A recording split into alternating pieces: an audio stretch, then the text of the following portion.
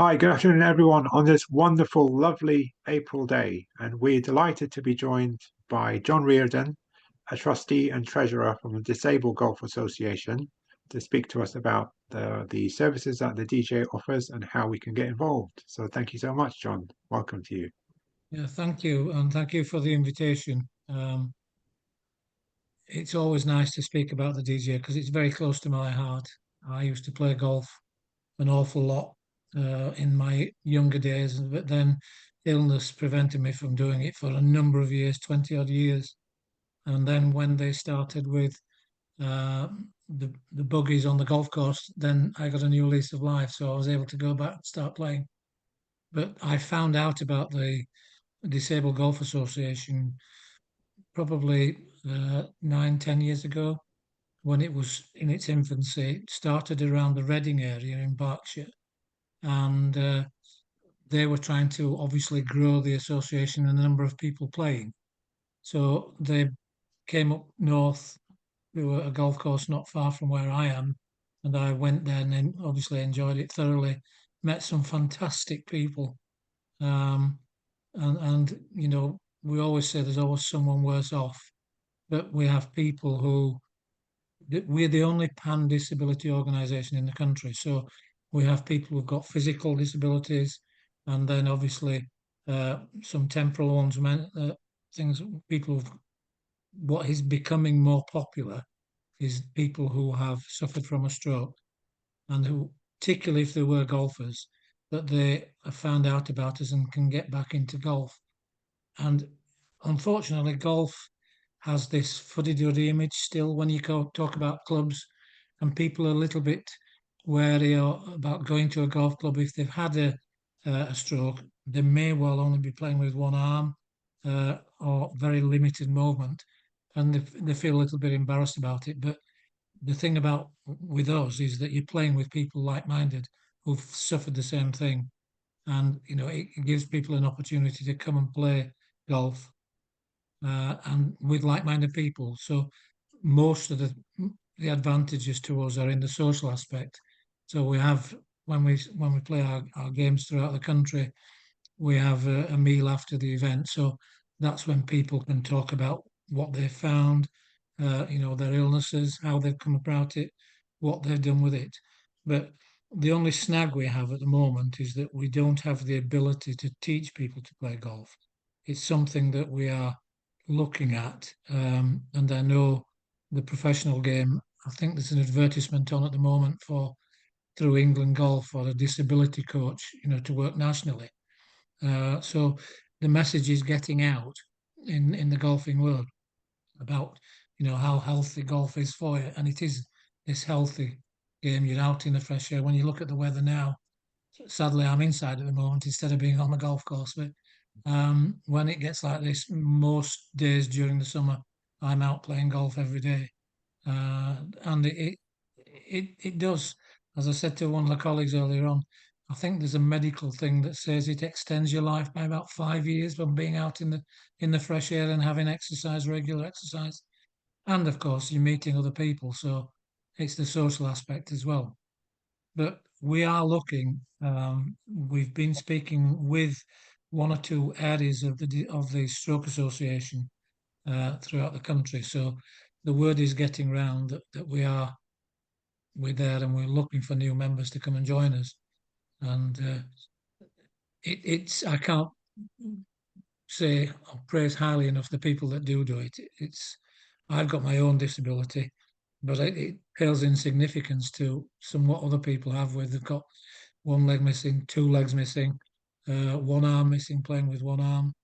With a gentleman that plays with a club through his mouth because he's got tiny arms, thalidomide as it was. So he just puts the club in his hands and swings it. It really is amazing how it sort of difficult to say sometimes when you see people. It's the triumph over adversity, and that's what's so good about it. And particularly if we've got stroke victims, then it's a way to get out. It might take time. You can come along and just enjoy 2 or 3 holes, or you can play 9 or 18 holes. It's the question of coming along and being involved in the game. And hopefully, if you get the bug for it, it never leaves you. It never leaves you, and you feel much better for it at the end of the day, even if you win or lose. But I know we're trying to get more members. As I said, we are talking to one or two of the strokers. So we're trying to talk to the National Stroke Association at the moment to see if they can help us.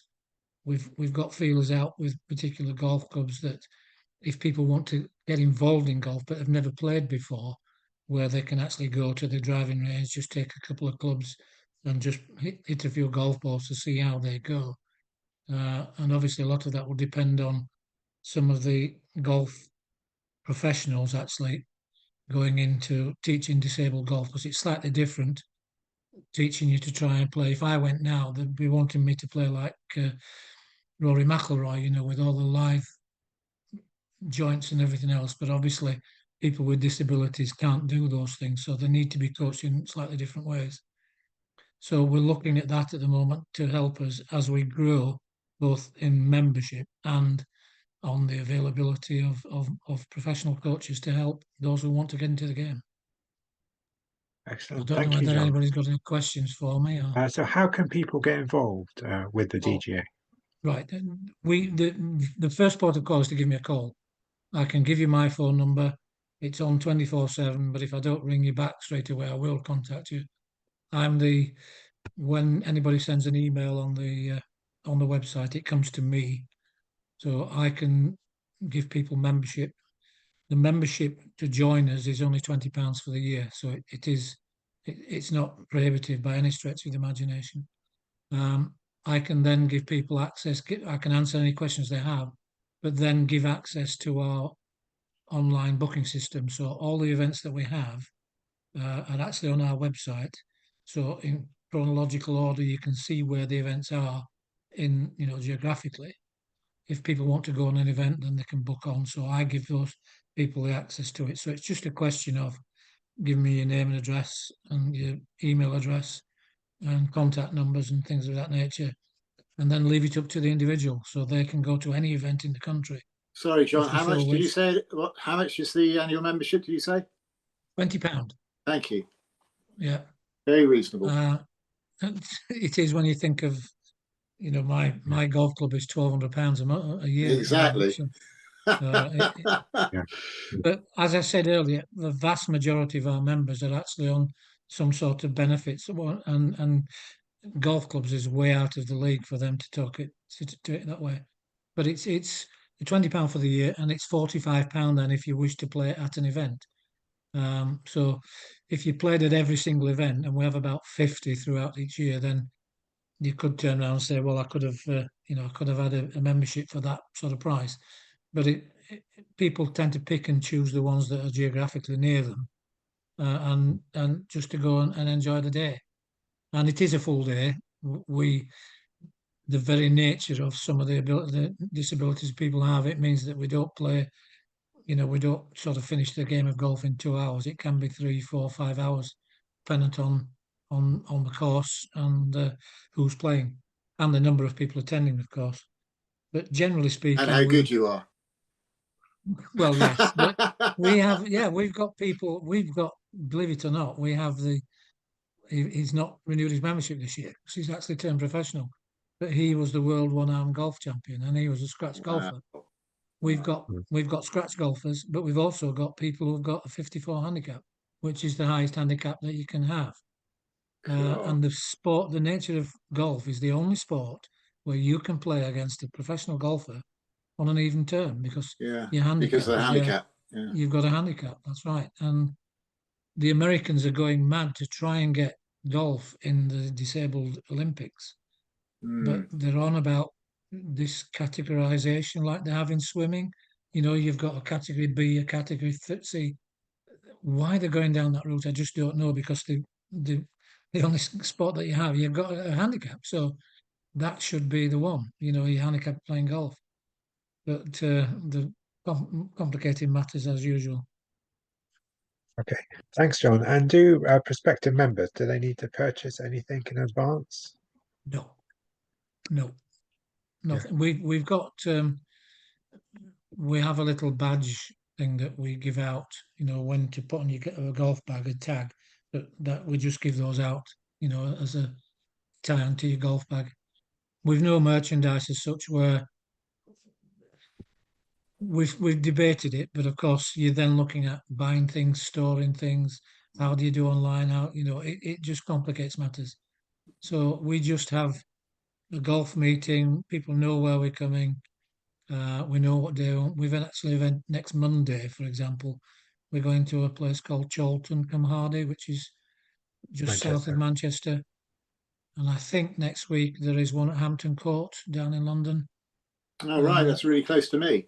Yeah, well, we've got quite a lot. So Brilliant. if you look at if you look on our website, Simon, you'll actually see the fixtures.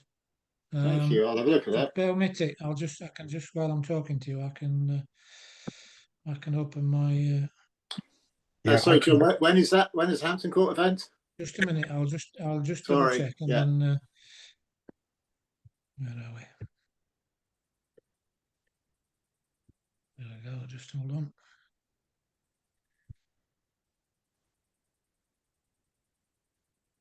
Bring the website up on my screen if you like.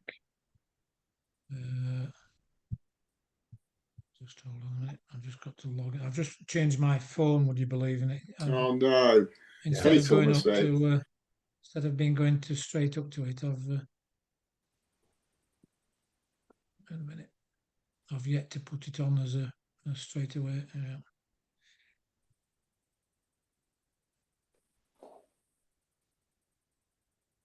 Right, here we go.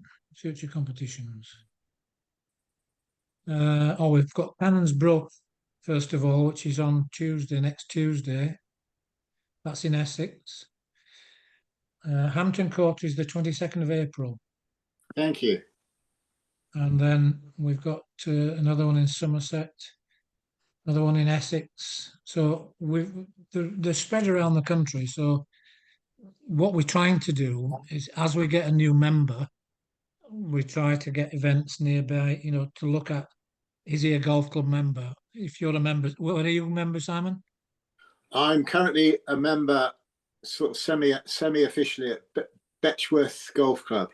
That's where I have my lessons. But right, I'm also less than 2-minute walk from Coombe Wood in Kingston.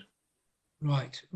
The what we try to do is, the first question we ask if somebody joins us new with it from a golf club is, does your club have buggies? Because one of the criteria for us booking a place is obviously a buggy, because some people can't play without. Makes sense. And if they have buggies, and then we say, look, would they be amenable to having an event with us? Because I'm a typical Yorkshireman, so pound coins were made for us, so you can get them out of our hands with a spanner. Yes. So I try and negotiate the price for them. But usually we try and say, look, when is the club's quietest day? They will have a quiet date sometimes. And if we get 15, 16 members playing at £45, it's £800-900. And we just say, if they're going to be amenable with us from the costings, would they rather have the £900 or nothing? So, it's a bit of a bargaining tool. Yeah, some clubs do, some clubs don't. We've got certain clubs, a lot of them not far from us, who are trading on. One of them has the price up there. We used to be a Ryder Cup venue. 1959 it was, and the trading on it. I don't know where you remember this from a golfing point of view, but what's the German guy now? Bernhard Langer. He famously knocked a ball into a tree at a golf club in York. And there's a photograph of him all over the club, of him hitting the golf ball out of the tree. And they're trading on that name. And that's in the 60s, 70s. And they're charging £120 just for a round of golf. When we go, we just say, we just want to play. We don't want to buy the place. Will you sort of be a little bit amenable for people with a disability? The message is going around slowly, but we're hoping it's going to spread a bit more. And golf clubs for the last 2 years have been superb because they've been overstaffed. They've been, membership's gone over the top. They've been, a stop on membership, but they're having a bad time at the moment. Some of the golf clubs, there's quite a few closing now. Certainly I get a magazine every week, and there's a few golf clubs closing the doors, shutting up shop. Quite a lot of them where the local authorities are wanting the land for house building. So, I think the time of plenty is getting a bit tighter now. So we go around and say, look, we can give you £700-800. The cost is there; it's not making any difference. And all you've got to do is feed us before and after, and we'll see how we go. But we're trying to spread the word, and if anybody is interested at all, just please give me a ring. Do you want me to give you my number on record, and then you've got it? So I think if I just load the website up, John, Yeah. I think all the details are on there. The disabled My golf. phone number's on there, is it? So there is a mobile number on the bottom of the Let's website. have a look. 07455, is that one? Yeah, 07455 050 That's me. 305. That's my number, yeah. That's my number. Okay. So Yeah. you've got my email address as well. That's info@disabledgolf.org.uk. Yeah, well, I've got john.reardon at Disabled Golf, which is direct, but that one, the info comes to me. Okay, great. So that's good to know. People can contact you. And I just want to clarify, so the club will provide all the golfing equipment, the No, we clubs. don't. We don't. Okay, It's usually you've got to have your own equipment. okay. Yeah. Are you able to advise anyone as If to where somebody to purchase? contacts us, we have one of the things that we have. For example, have got 3 or 4, half a dozen clubs that I don't use. So we are looking at, have we got the facility where we can collate all the clubs, and put them all together. So we've got like a stock. But there again, that's the problem. Is I'm up in the north, and if somebody wanted to play down in Cornwall, it's a bit of a problem. Yeah. But if people are wanting golf clubs, you can pick them up dirt cheap. Some of them on eBay. Just you only need a couple of clubs to start with, just to go and if you've never played golf before, just grab a driver or a 7-iron and a wedge, to practice with. Those are the best 3 clubs. Yeah, thank you. Everybody gets the And driver, but sadly, that's the most difficult club to use. yeah. And are there different forgive me, I need to know as well, different types of courses, smaller courses and larger golf courses? The courses all differ. The topography is different. Sometimes you've got very flat courses. Hampton Court, for example, is quite flat. But we've got one club that we go to quite a lot in Nottingham. It's called Ramsdale, and you need a mountain goat, and the top of the front 9 is quite flat, but then the back 9 is up. There's somebody on the tee after when we go to the 10th tee that takes us up in a buggy. It's that steep to get up there. But when you get on the top there, the views are absolutely stunning. In this weather, so it really is fantastic weather. Oh, thank you. I wonder if anyone has any questions. We need more ladies playing golf as well, ladies. Pointing. I've never swung a golf club in my life. I'll say this to you. If you hit a ball, even experienced golfers will know, if you hit a ball incorrectly, it just goes all through your body. You feel it all the way through your body. But if you hit it correctly, it's just that sweet spot. It's indescribable, it really is. But that is the one to go back, to do it all again. You go play golf and you play, and just relive that moment sort of double time and bogeys time on again, every hole, but then you hit the one shot, good shot in the whole of the 18 holes, but that makes you go back again the next time. and you keep talking about it for the rest of your life. Correct. John, I play golf at Top Golf, and at the range in Romford in Yeah. Essex, right? And I've used what you said, the drive, the nail, and the other one as well, Oh, right? the 7-9, yeah. Yeah, I've used the 7.9 as well. But my question is, if someone's like a beginner, how would the teaching material go? Is it teaching material or recording of the things they can learn and stuff as There's a a lot of beginner? information on YouTube, videos on how to play golf and things. There's a lot of You've got to be careful though, because you can oversimplify it. You go to one professional and he'll teach you one thing, and then the next professional will teach you something different. It's how it suits you. You've got to do it. But if you're, what I said was, if you've got you probably know it's easier to hit the 7-9 than it is to hit the driver, and it's even easier to hit a wedge than it is to hit the 7-9 because you've a lot more loft on the club, and the technique is slightly different. So on a driver, you're wanting to hit the ball up in the air so that you hit the ball on the upslope. Whereas with an iron, all the irons you're hitting it on the downslope, going No, down. I mainly use the drive to take it off the skate and into the hole itself. Yeah. Yeah, so I use the drive itself. So me, my brother, and my brother-in-law. We're Right. not pro, but we're just just regulars. We go to Top Golf and sometimes occasionally to the range as well. So I just wanted to if Yeah. there's any materials, teaching materials, and stuff like that, just to learn beforehand for anyone who's Well, trying to start to play golf. there is an organisation called the Golf Trust, and it's based at a golf club in London called the Shire. It's in North London. It's near Is it Barnet? It's near Barnet. Now they have. I don't know whether you remember. Sadly, there was a policeman that got severely injured on Westminster Bridge, terrorist attack a few years ago. Chris Avers, his name is. He was paralysed. Now he is playing for Team Europe in a competition in America this year called the Phoenix Cup. Wow.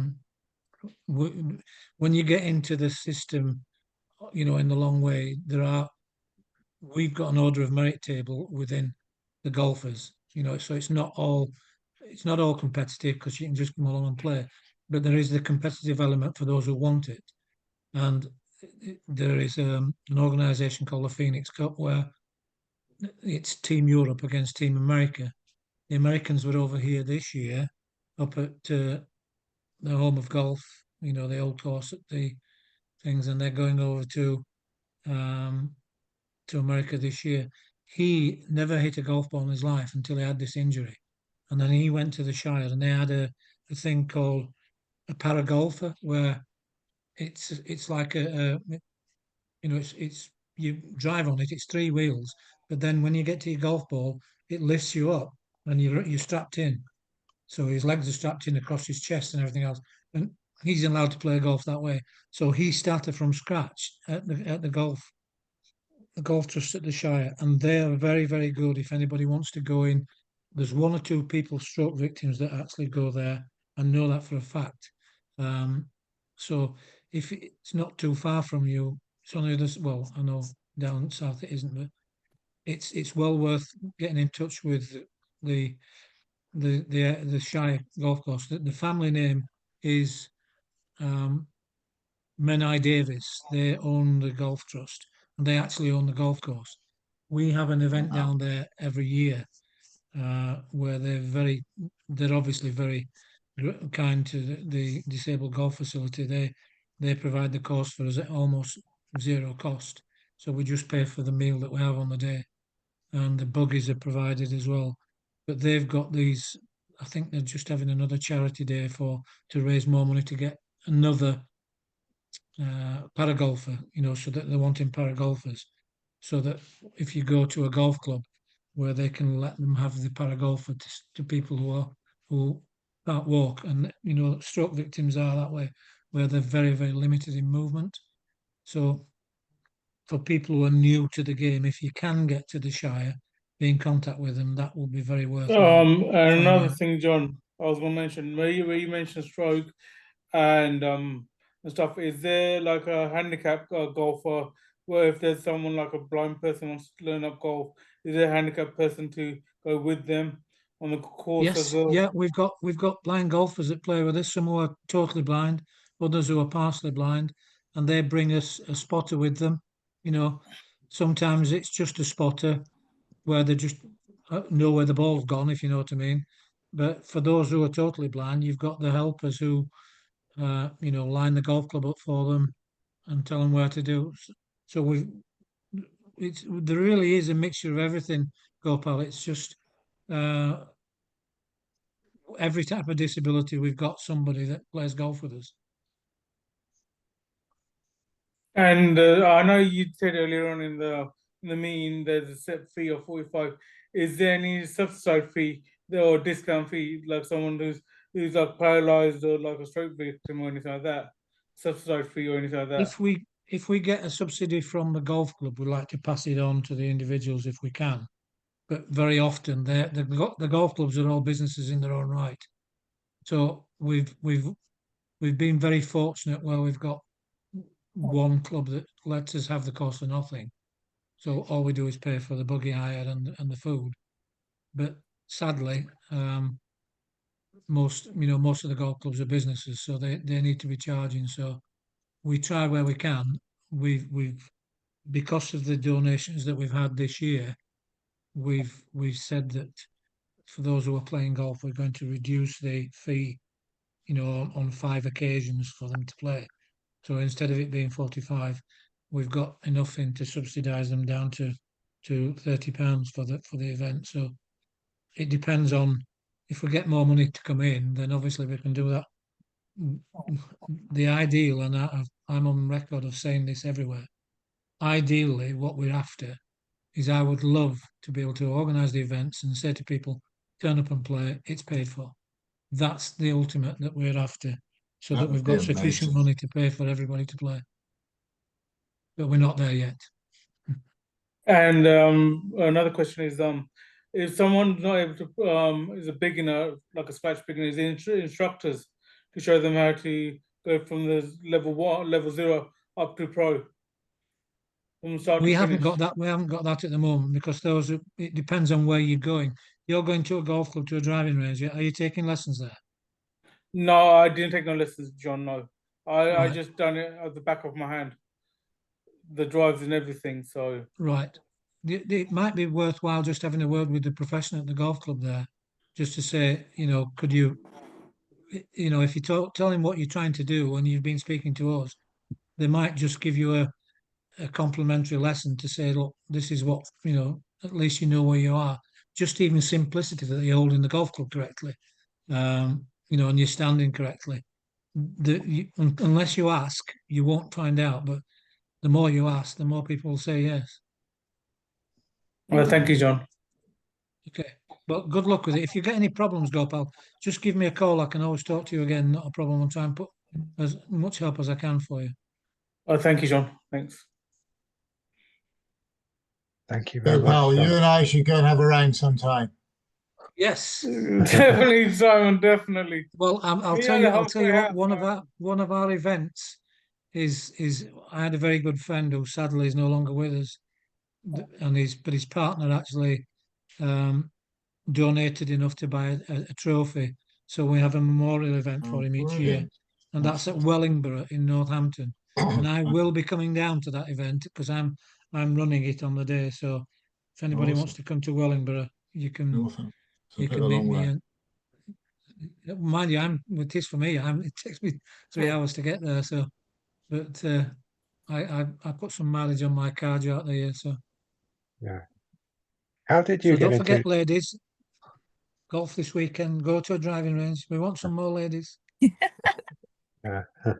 How did you get into golf, John, yourself? How did I get into it? Well, I used to play football, which is where my injuries have come from. And when you finish training on the day, it was either people going off to the horse races or playing golf. And golf was mine. I went playing golf. Nice. the last time I backed a horse, it fell in the paddock, so I don't do anything else now. So, and then it just went on. Then I used to play. I was never been a member of a golf club until literally the last 10, 11 years. But I couldn't play for 20 odd years because I physically couldn't get around the course. I had the embarrassing thing of having somebody to carry me off the golf course because I got into a bunker I couldn't get out of. Oh no! After about 9 holes, and I gave it up then. So I was a good